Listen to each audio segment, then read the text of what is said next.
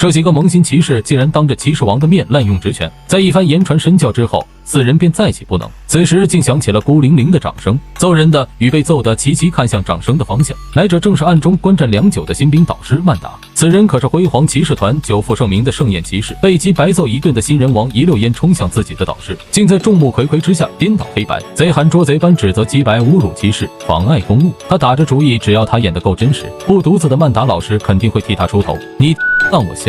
曼达导师反手就是一个大逼斗，老练的他向新兵们展示起什么叫真正的人情世故。他首先便拿新人王开刀，指责他仪容不整，给骑士团丢人。随后命令3个杂鱼回去各写一份检讨，然后故作叹气的假意解释为啥派几个新兵来执行任务，最后掏出支票安抚老板王叔，如此便将滥用职权的重罪糊弄了过去，转变为几个愣头青新兵的无心之事。这样一来，不仅传闻中包庇徒弟的恶名得以消除，还给百姓留下了骑士团的公正印象。鸡白虽看在眼里，但叹了口气，什么也没说。这个曼达圆滑的处事风格真是一点也没变。可就在他想悄然离场之际，早就看出这个玩偶人不简单的曼达伸手拦住鸡白。他嘴上说着感谢鸡白帮忙教育了一顿新兵，随后又话锋一转，让鸡白擅自出手打伤骑士给个解释。解释？鸡白给什么解释？发生冲突的时候是谁在旁边悄悄看戏的？鸡白直言道：你我都知道，你刚刚那番安抚人心的操作究竟是为了谁好？鸡白把从新兵那夺走的骑士勋章扔给曼达，提醒他管教好自己的人。曼达却唐突大笑，缓解尴尬。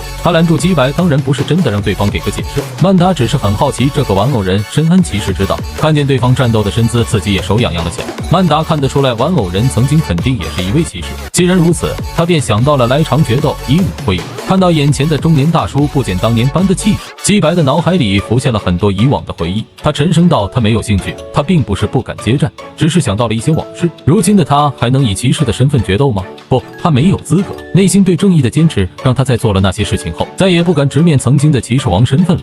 在那个被黑暗笼罩的猩红血雨中，被吸血鬼女王莉莉亚斯出拥后的鸡白意识到了任何反抗都是徒劳的，最后的最后，终于放弃了骑士王的坚持，沦为了女王的掌上玩物，以公主白姬的身份在猩红血雨中征伐。正义化身的骑士王变成了他最厌恶的恶魔种，这是多么讽刺的结局啊！他已经放弃了骑士的尊严，却不愿意任人摆布。他欺骗莉莉亚斯以扩张领地为由外出征伐，同时也摒弃了人类的最后一道心理防线，真正学习成为一个强大而嗜血的吸血鬼公主。为了重获自由的他，只能欺骗所有人，包括他自己。